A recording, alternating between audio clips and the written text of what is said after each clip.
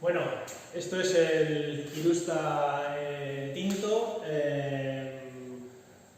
Hace relativamente poco también que hemos sacado este vino al mercado. Es un 100% un Darrabi Belza. Utilizamos, como veis, madera de roble francés con un tostado medio y además intentamos que sea siempre con barricas usadas, ¿vale? Pero que la madera no le reste y que no le aporte demasiados matices al vino. Criamos el vino aquí durante 8 meses aproximadamente y bueno, y es un vino tinto de carácter atlántico, muy apreciado ahora, por cierto, en los mercados internacionales.